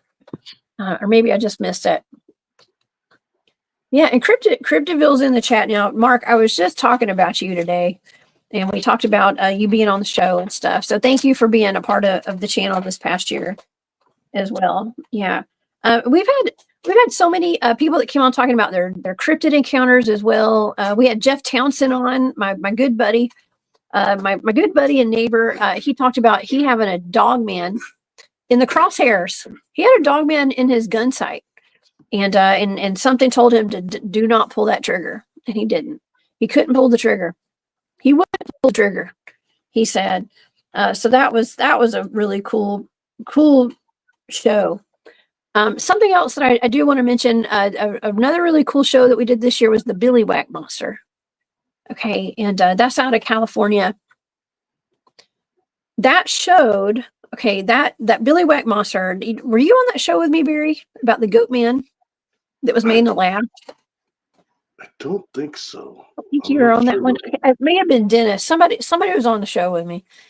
But we talked about, it was the 1920s. There's a dairy I think it was in the 1920s, where a man was performing experiments, like a super soldier program, in the 1920s. And this is the area where they have goat men sightings. And he was doing animal-human hybridization experiments down there. And it's documented. He actually worked for what the CIA is today. It was like that organization is who he worked for back in the 1920s. And he came from Europe. I don't think he was German. I think he was Swedish, maybe. So that's really interesting. That was a great show, but it kind of set the stage for like the super soldier experimentation and all these underground facilities we have where they're making human animal hybrids, right, Barry? It's really wild. Yeah. But, well, I mean, technically that's been going on for thousands of years. We found that out. That's one of your targets there, Eugene 99, which is the wheat rust. Yeah, and there was the origin of that, and that's been documented since before biblical times. And so what you were seeing was one of those labs, and that's going. It wasn't recent.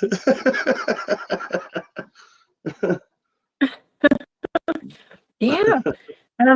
Let's see. Robin says she really likes the Brian Minnick Montauk Project shows. Thank you. I love it when Brian's on the show, y'all. Brian is I spent some time in Montauk, New York with him and Long Island Bigfoot Mike, who's in the chat today. Hey, Mike. And a lot of the people from the Super Soldier programs, like James Rink was there, and Arkeem Ra, who'll be on the show tomorrow night. Christy Campbell. Oh no, is it Christy? Can't remember. There's a lot of people were up there with us. So, and we had a really good trip. So yes, I've been to Montauk. Yes, I've been to the radar tower. Yes, I have done remote viewing there. And Brian was our tour guide. Okay.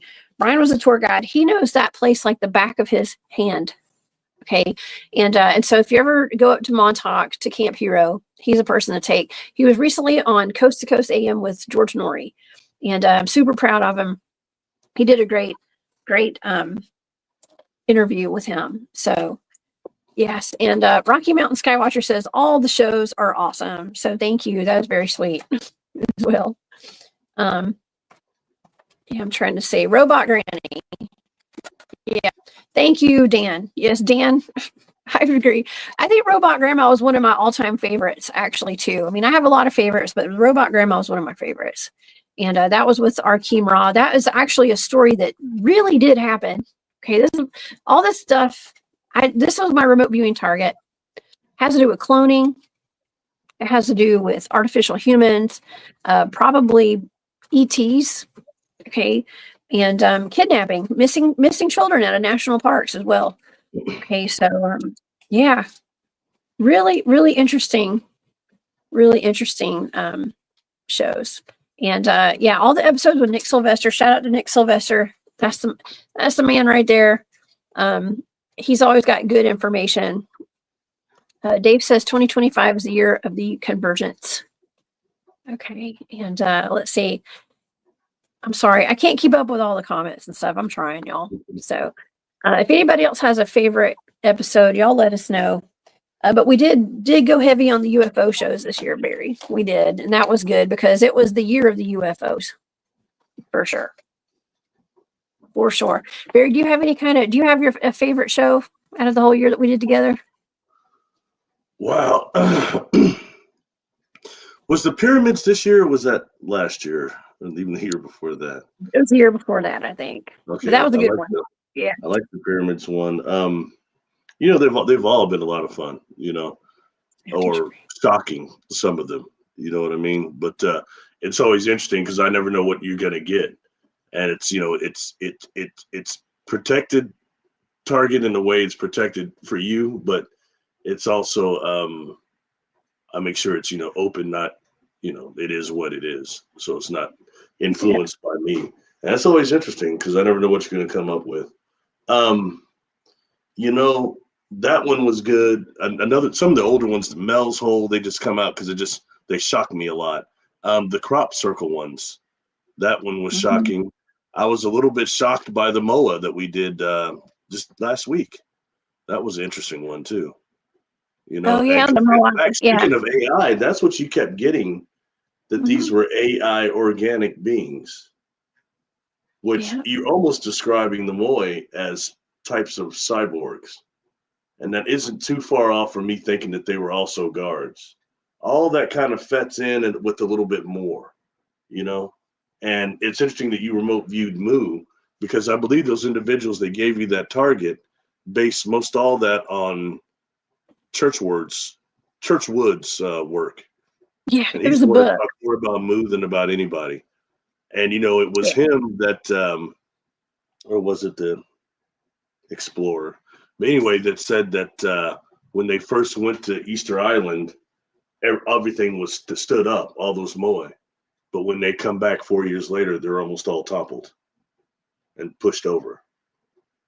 So, I mean, when dealing with that and showing that it was him, Churchward, that thought that actually Easter Island was a leftover part of Mu, the part that wasn't destroyed by volcanic sea activity and things.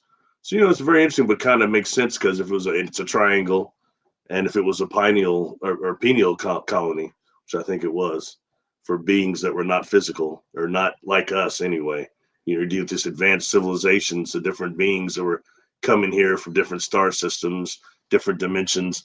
I think it was all things off the table, man. A whole nother thing going on here, Mm-hmm. way, way the hell more advanced than what it is now. Nothing like this, I think this is about, I think we're about as far away from that civilization as amoebas are from us. Seriously, I mean, we're just not there yet. The stuff that was going on, even the structures that still exist thousands of years later, it's interesting. Yeah. Jay Truthseeker says the best show I think was the Atlantic Anomaly from last summer. My gosh, I almost forgot about that one. I had remote viewed that anomaly, and it was like a big mass that came out of Antarctica and up the coast of Africa and into the Atlantic, right? And I think I combined that show with the Fort Pierce Dogman. I think that was that one too. We had like a variety show that night with that, but that was an interesting one too. Yeah, we try to hit these hot topics as they occur, right, Barry? We're trying to hit the hot topics and get these things remote viewed and put the information out there, just so people kind of know, just so we all know what's really going on out there. And I also saw some people saying that they enjoyed the James Rink shows. I know I had James Rink and Jimmy Payne on. We've talked about vampires at some point, and Daryl James did a great job of talking about reptilians among us.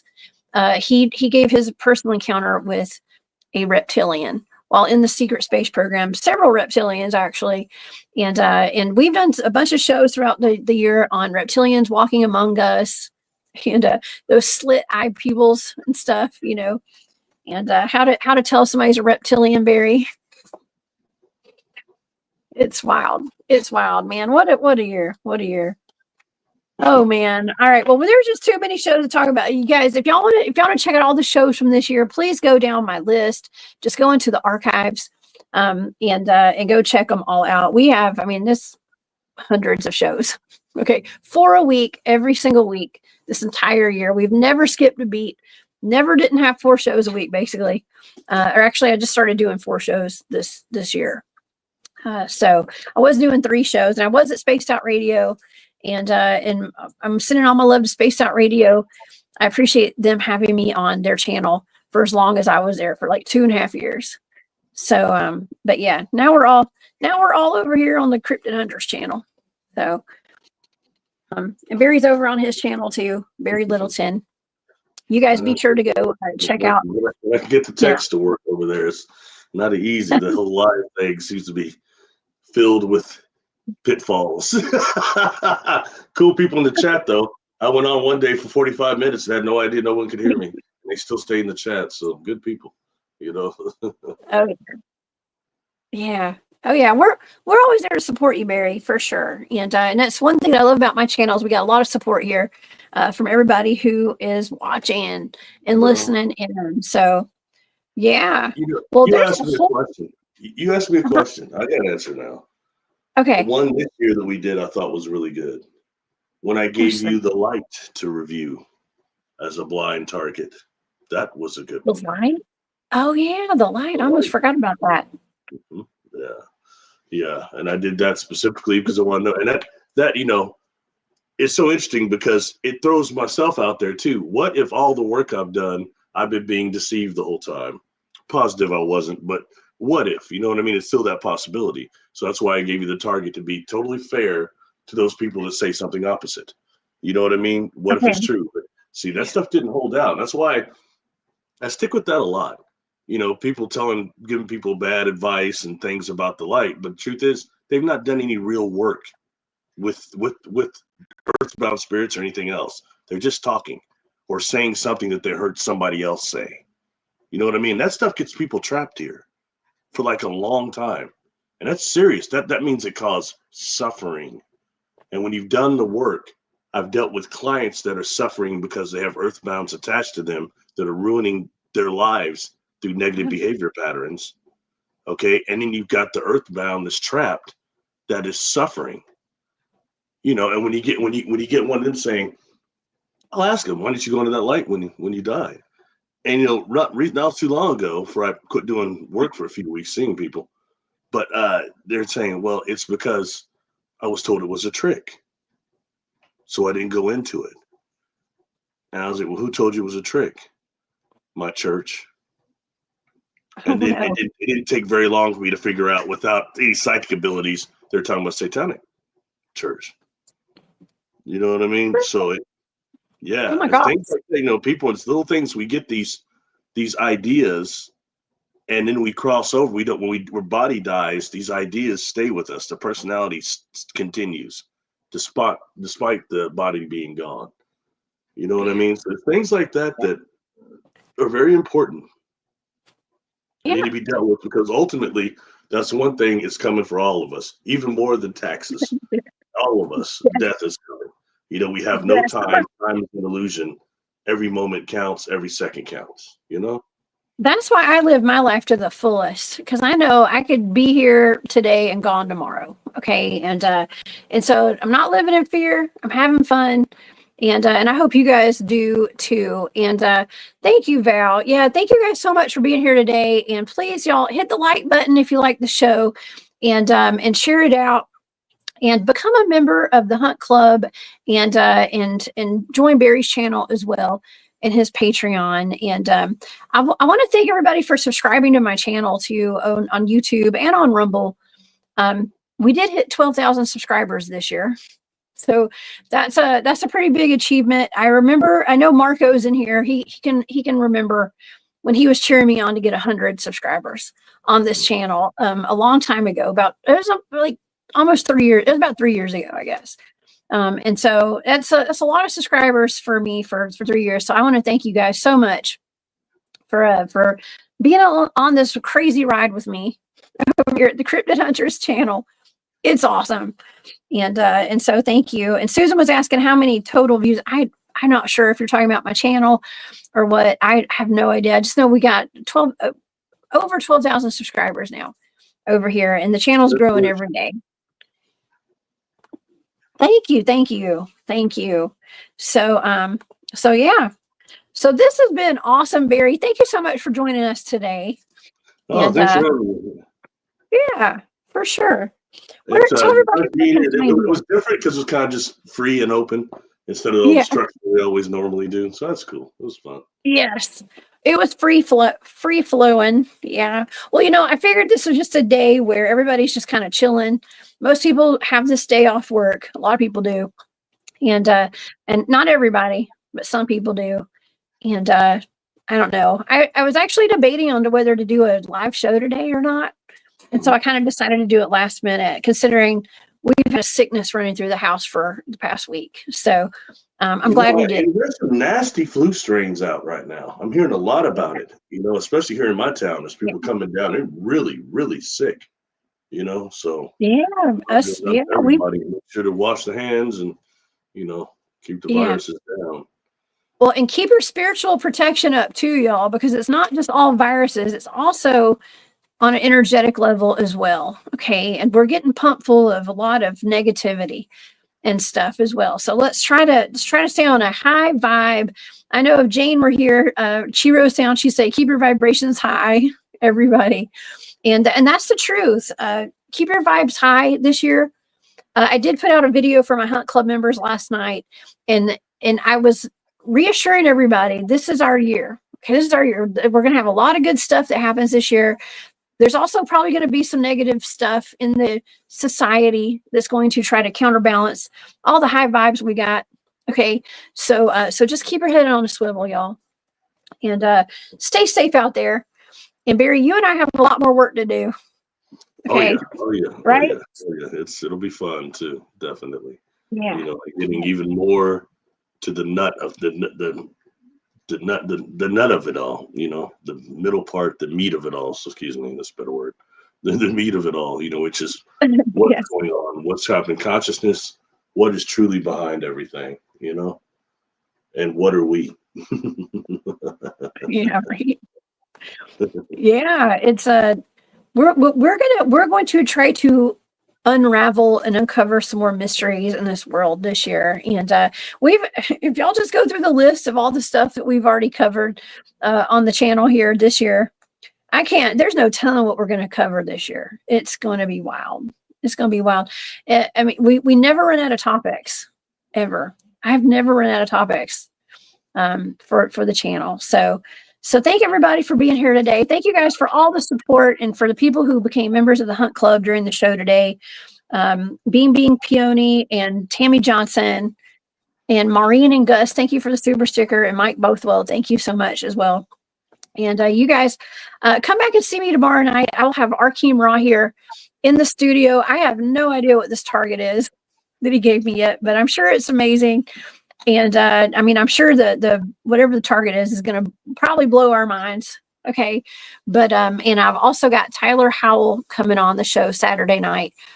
Tyler will be with me at the East Alabama Bigfoot Town Hall. So amazing researcher. He's got some really good footage of Bigfoot running through the power line area down in Florida. That he's pretty well known for that video. So we're going to talk about that on Saturday night too. So all right, Barry. So people can find you at barrylittleton.com, right? Yeah, I mean, I'm gonna say something before I get ready. I'm gonna say something real quick. We're about to get out of here.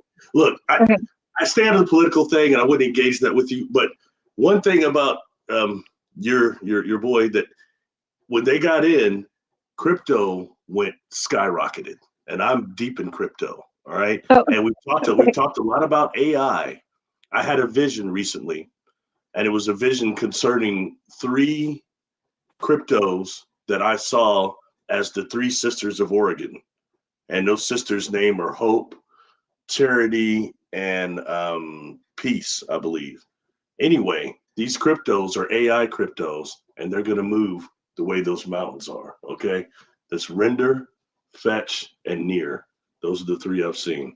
So that's something there. You see, I'm giving you some props there. So for educational purposes only, y'all. Okay, we're not giving any financial advice here. We're just putting it out there for education. That's the thing. What I'm doing, I'm not giving any advice. I'm telling you what I've seen.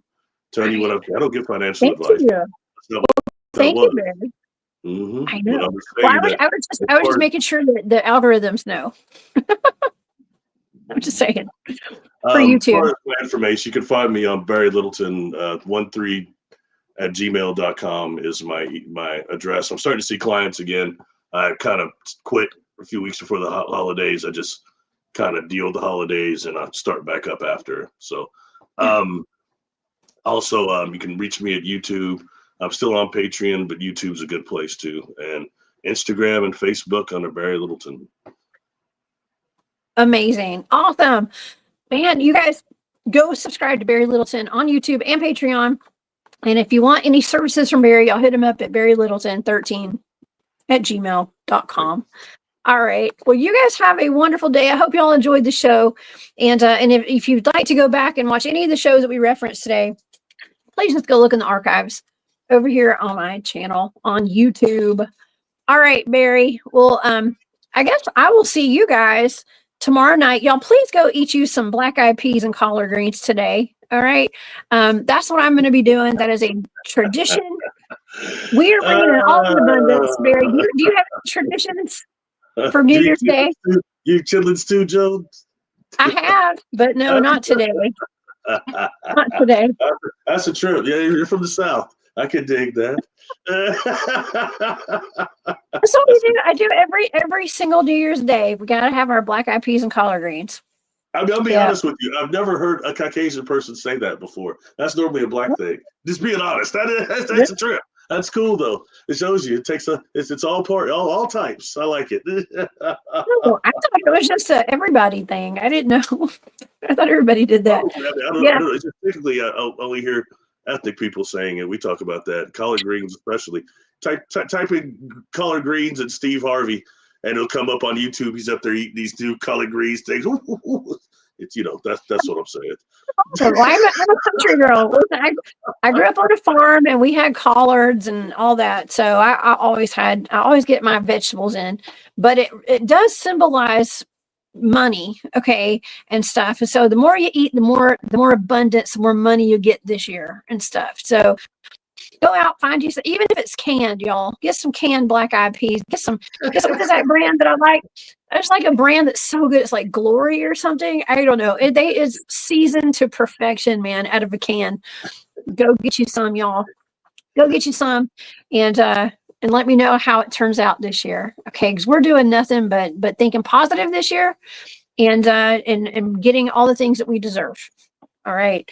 So on that note, you guys have a wonderful, beautiful 2025, a great new year. Barry, thank you so much for joining me in 2024. Here's to 2025. Cheers, y'all. And I'll see you guys tomorrow night, 8 p.m. Eastern. All right. Stay safe out there, y'all. And I'll see you tomorrow.